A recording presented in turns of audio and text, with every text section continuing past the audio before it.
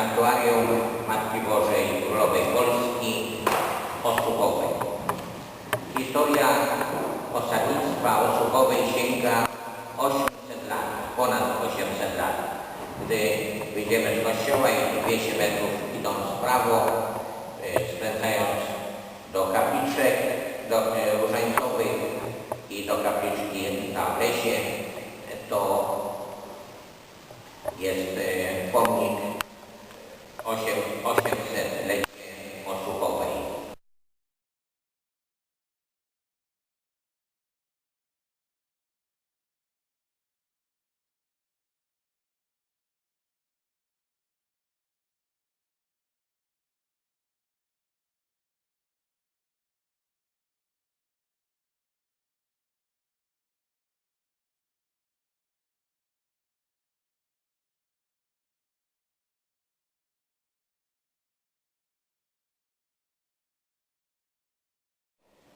W 2003 roku obchodziła Osuchowa 800 lat.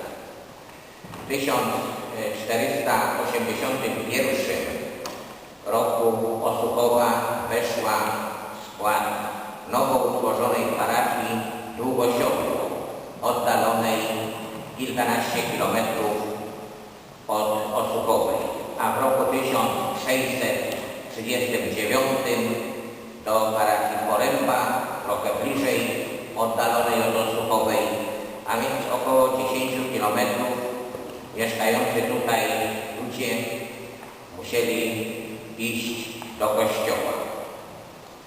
Od 1943 roku Osuchowa posiada własny kościół. I to dziwne zjawisko, że w czasie wojny, kiedy Niemcy zamykali kościoły, tutaj w Osuchowej pozwolono wybudować kościół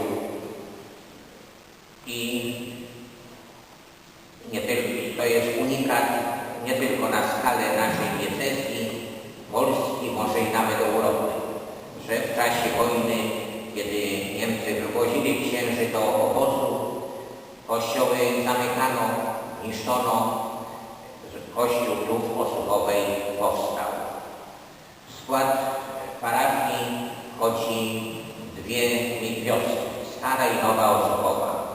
Miejscowość niewielka, bo prawie tylko 600 osób. W tej chwili to nie wiemy dokładnie ile osób jest za granicą, szukając sklepa. Inni przez cały tydzień są w Warszawie, przyjeżdżają tylko na weekend. Są też tacy, którzy codziennie przyjeżdżają.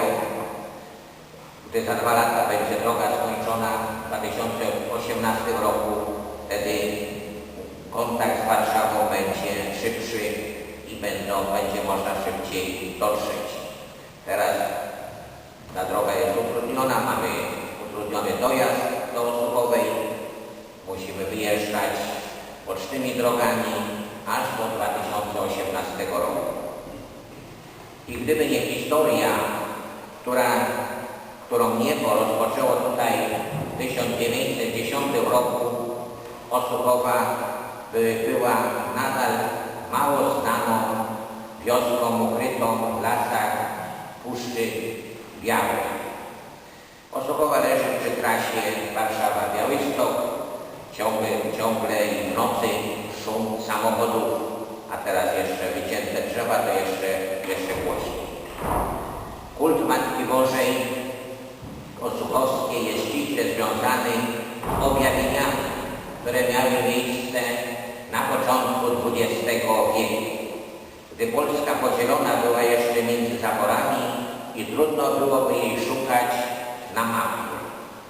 Warto przypomnieć, że w Osuchowej przed objawieniami Matki Bożej nie było żadnego kościoła, żadnej kapliczki, miejsca kultu, a cudowny wizerunek Matki Bożej jeszcze nie istniał.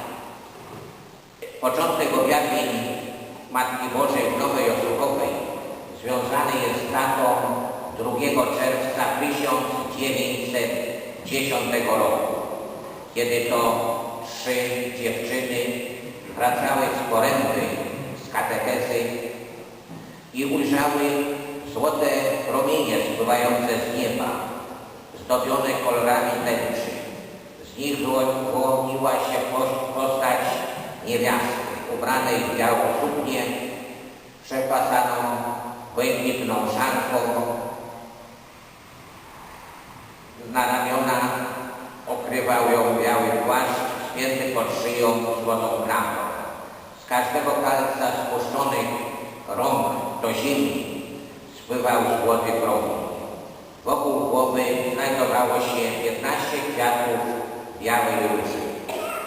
Wylęknione dziewczyny uświadomiły sobie, że to była Matka Boża. Uklękły i zaczęły odmawiać modlitwę Anioł Pański. Zatrwożone niezwykłym zjawiskiem zaczęły się modlić. Widzenie to powtórzyło się w następnych dniu, gdy Józefa i Rozalia, zachęcone przez swoje matki, udały się na miejsce objawienia i tam odmówiono cząstkę różańca. Następne dni dziewczynkom towarzyszyło już wiele ludzi, nie tylko z Żukowej, ale i z okolicznych wiosek, bo to rozeszło się szybko pocztą pantoflową i wieść o cudzie zaczęła ściągać na polanę ludzi z okolicznych miejscowości. Ukazywaniu Matki Bożej towarzyszyła jasność widziana przez wszystkich obecnych na miejscu objawienia. Od 5 czerwca, a więc 3 dni później, objawienia zaczyna mieć również Marianna Andryszczyk, starsza pani, miała 33 lata, mieszkanka Nowej Osuchowej. I od tego czasu 2 dziewczynki oraz Marianna Andryszczyk mają widzenia codziennie w czasie modlitwy. Matka Najświętsza ukazywała się raz jako wizerunku Matki Bożej Jasnogórskiej, innym razem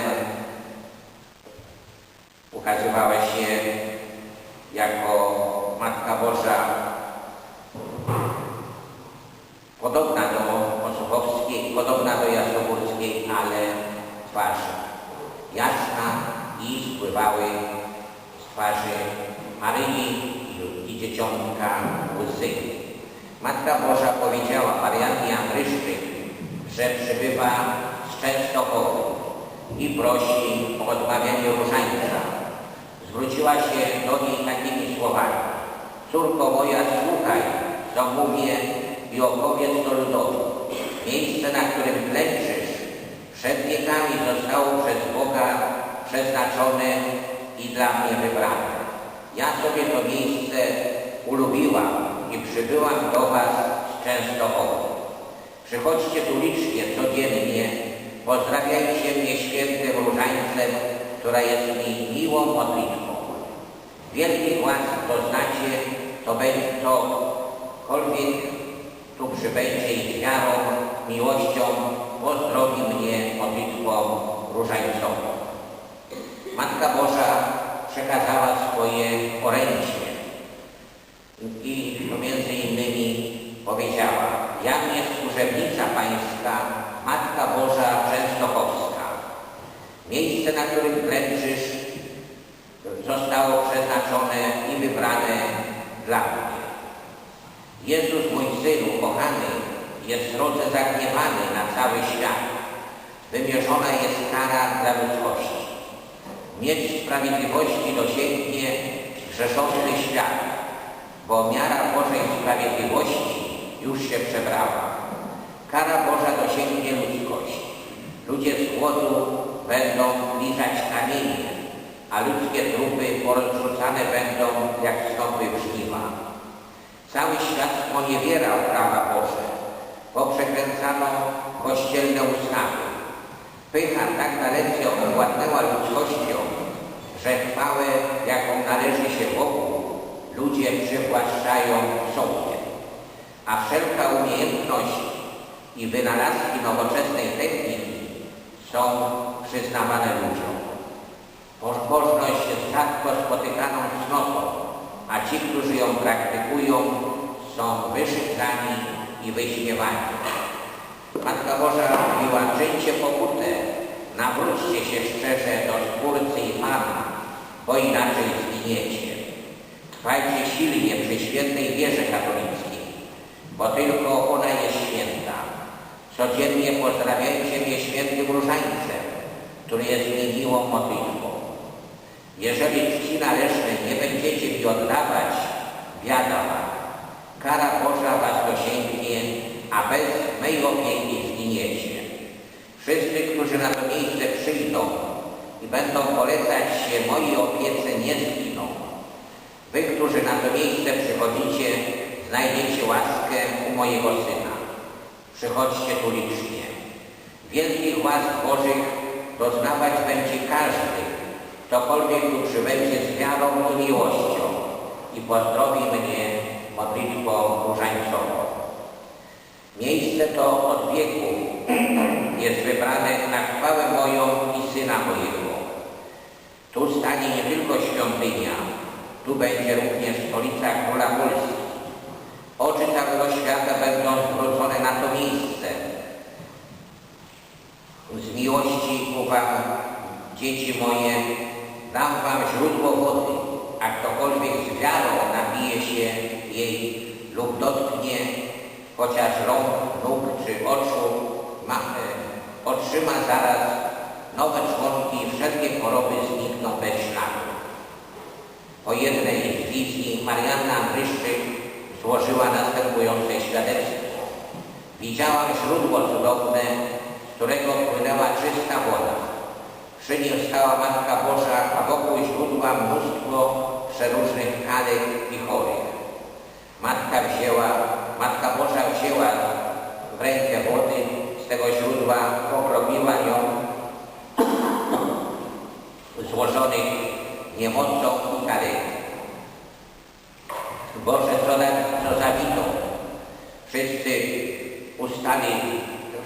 wstali zdrowi i weseli, pełni szczęścia i wdzięczności. Błogosławię ten strumień wody, który w pobliżu przepływa. Pragnę, aby lniane płótno słano pod moje stopy, a ja będę je błogosławiła. Płótno i woda mają moc leczniczą, aby wszyscy, którzy będą ich używać, otrzymali pomoc dla duszy i dla ciała. Na całej kuli ziemskiej nie ma i nie będzie takiego miejsca jak to, na którym klęczycie. Bóg Ojciec od wieków upodobał sobie to miejsce dla chwały mojej i swojego Syna jednorodzonego. Ja jestem z wami po wszystkie wieki tu pozostanę.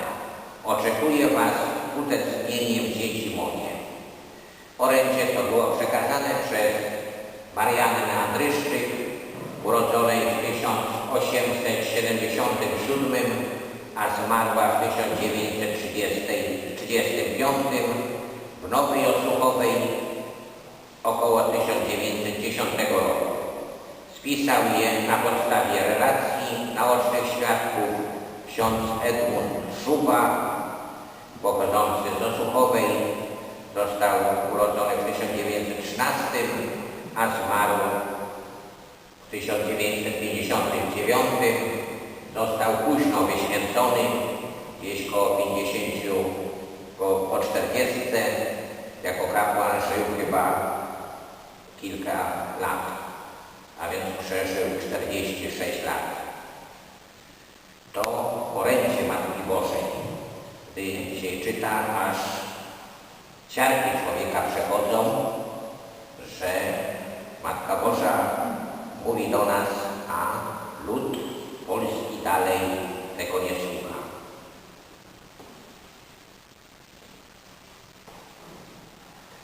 Cuda w tutejszym sanktuarium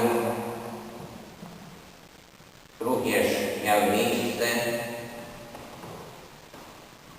i one są spisane w kronikach, księgach, które są w sanktuarium.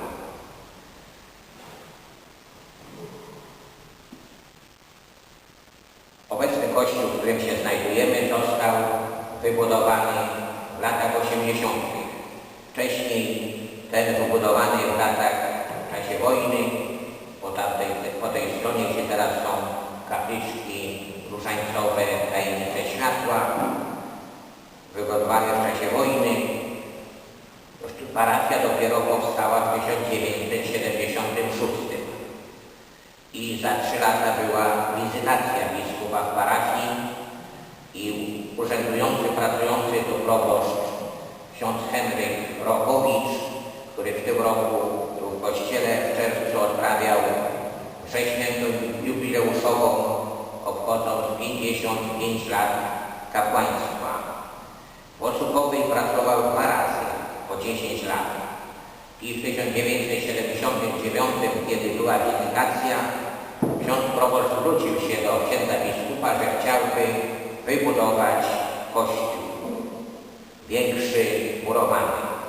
Biskup wyraził zgodę, sprowadzono kamień węgielny z Watykanu i w 1981 roku na wiosnę zaczęto budowę tego kościoła. Budowa trwała około 3 lat. Już na pasterce w 1983 odprawiono mszę świętą, a na wiosnę 1984 na wiosnę ksiądz biskup Sikorski z Płocka poświęcił tę świątynię. Osłupowa należała do diecezji płockiej. Gdy były zmiany granic diecezji w 1996 roku, 92, przepraszam, wtedy Osłupowa została przydzielona do diecezji łomżyńskiej. Ksiądz proboszcz wybudował kościół, wybudował dom oazowy, ten duży budynek, który z tyłu za kościołem stoi, i tutaj przybywały z naszej diecezji oazy. Gdy nastąpiły zmiany i parafia została włączona do diecezji łomżyńskiej, ten ruch oazowy zaczął zanikać, no bo widocznie w diecezji były bardziej atrakcyjne miejsca dla młodzieży, aby mogła się spotykać w czasie wakacji. I w tej chwili ten dom jest przeznaczony jako dom pielgrzyma. Oczywiście na okres letni, no bo nie ma nawet kaloryferów, bo to było budowane dla oazy. Ksiądz proboszcz wybudował również plebanię. Od 2003 roku tutaj przybyli redemptoryści. Od samego początku aż po dzień dzisiejszy jest nas 3. Jeden proboszcz i 2 misjonarzy. Poprzedni proboszcz był 12 lat tutaj, odszedł do diecezji tarnowskiej, tam gdzie mamy sanktuarium Matki Bożej Duchowskiej, może ktoś zna, tam jest również seminarium nasze i odpust obraz Matki Bożej łaskawie słynący od ponad 500 lat. Najbardziej znane sanktuarium maryjne w diecezji tarnowskiej. Na południu odpusty są 8-dniowe. Byłem w tym roku 4 dni na odpuście. Przez 8 dni codziennie jest 5 mszy. Na sumie procesja po mszy i wieczorem komunii rozdano około 80 000 w ciągu tych 8 dni. I tam został przeniesiony poprzedni proboszcz. Ja od 1 lipca ubiegłego roku zostałem skierowany tutaj, przybyłem z diecezji właśnie tarnowskiej. W miejscu, gdzie przechodzimy dalej jeszcze do kapliczki cudownego wizerunku. W miejscu, gdzie objawiła się Matka Boża, początkowo postawiono drewniany krzyż, który pod koniec XX wieku zamieniono na metalowy. Gdy pójdziecie później po mszy z procesją do kapliczki Matki Bożej, to tam jeszcze później można iść. Jest strzałka do krzyża. To jest właściwe miejsce objawienia Matki Bożej. Około 1920 roku Marianna Andryszczyk, która miała widzenie Matki Bożej, przy wsparciu miejscowych gospodarzy rozpoczęła starania o namalowanie wizerunku Matki Bożej według wizji otrzymanej, wizerunku obrazu Matki Bożej z Dzieciątkiem. Obraz powstał w Warszawie, w pracowni. Namalował je Włodzimierz Tur 29 czerwca 1926 roku. Uroczystość świętych apostołów Piotra i Pawła obraz Matki Bożej zawieszono uroczyście w kapliczce. Niestety 3 lata później, 1 lipca, obraz i kapliczka spłonęły. Ocalał z obrazu tylko obraz i to w poważnej części został nadpalony. Gdy wejdziemy do kapliczki, to po lewej stronie na ścianie jest właśnie nadpalony obraz Matki Bożej. Bo właściwie namalowana jest tylko twarz Matki Bożej, Dzieciątka, ręce, nogi, a resztę to jest nałożona suknia drewniana. No i to drewno zostało nadpalone. Wkrótce powstał po pożarze, zaczęto starać się o nowy obraz. Namalował go również ten sam malarz w 1929. I ten obraz, który tutaj widzimy w kościele, do 1958 roku był w kapliczce. W 1958 roku przyniesiono go uroczyście do kościoła drewnianego, a tam w lesie ustawiono obraz Matki Bożej Nieustającej Pomocy. Później namalowano kopię wierną tego obrazu, który znajduje się, powiemy, oryginalnego obrazu, który znajduje się tutaj w świątyni. W 1992 roku przy zmianach diecezji ksiądz biskup Pec ogłosił ten kościół kościołem sanktuaryjnym, a w roku i uznał obraz Matki Bożej jako łaskawie słynący, jako cudowny. Nie jest to obraz jeszcze koronowany papieskimi koronami, ale kiedyś na pewno to nastąpi.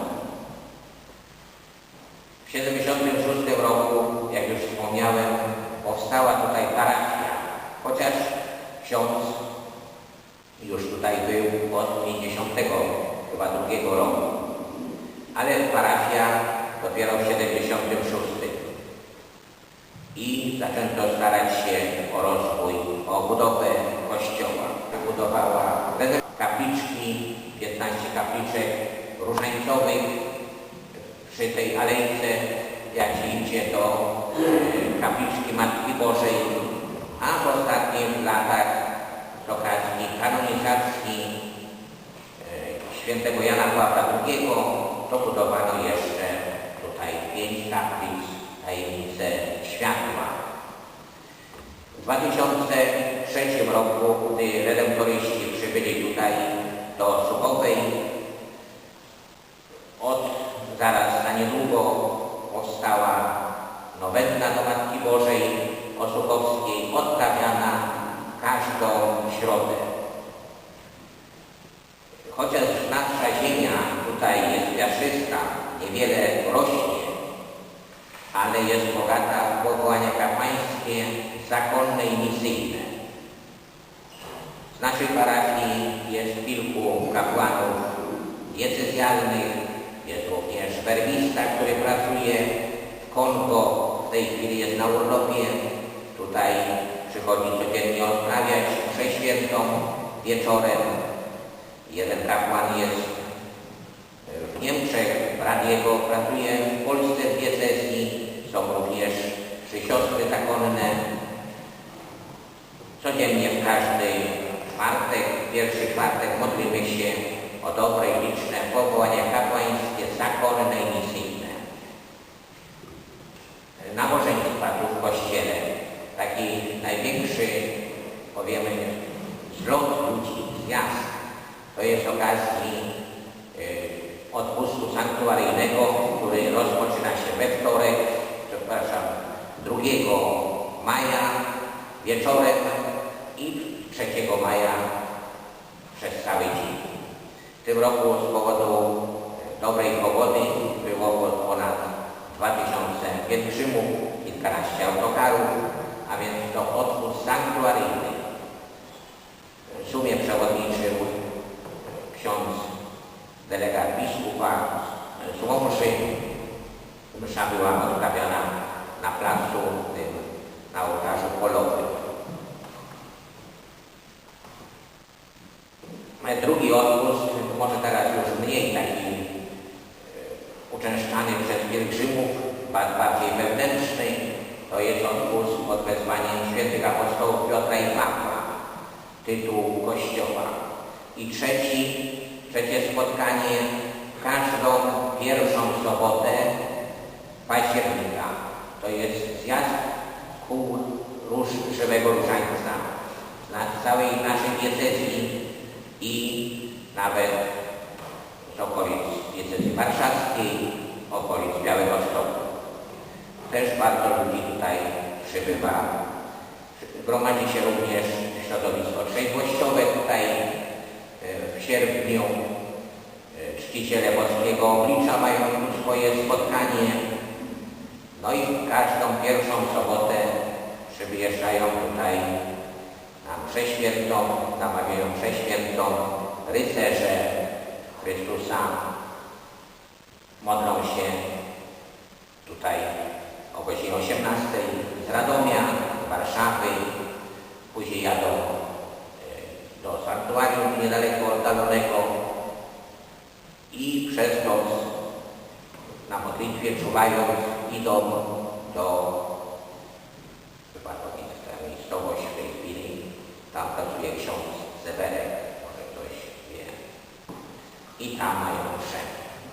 A więc gdy sanktuarium zostało ogłoszone przez księdza biskupa, ten ruch pielgrzymkowy się wzmógł, ożywił i przybywają pielgrzymki z różnych miejscowości Polski, a w niedzielę z okolicznych miejscowości również z Warszawy i samochody z okolic Białegostoku.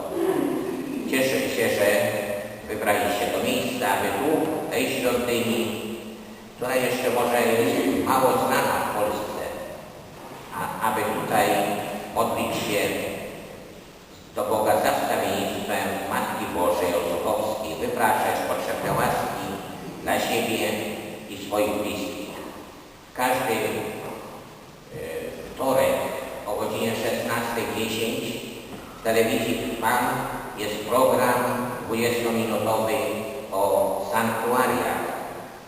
I taki program był 13 czerwca.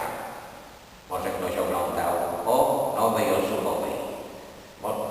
Na telewizji Trwam można sobie włączać we wtorek 16:10 z różnych sanktuariów naszej ojczyzny. Nagrywali tutaj te 3 godziny, ale program był tylko 20-minutowy. Takie są odcinki, tyle czasu przeznaczają na te wiadomości o sanktuariach. Co jeszcze?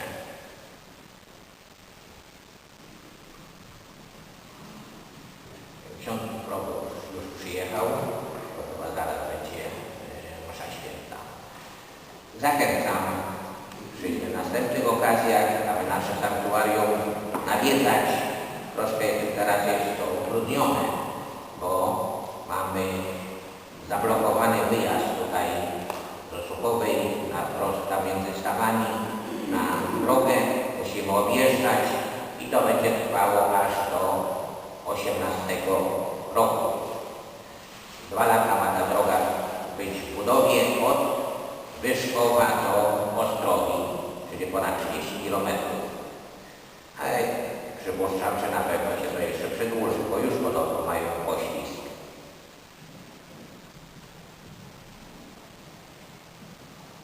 To za chwilę rozpocznie się msza święta.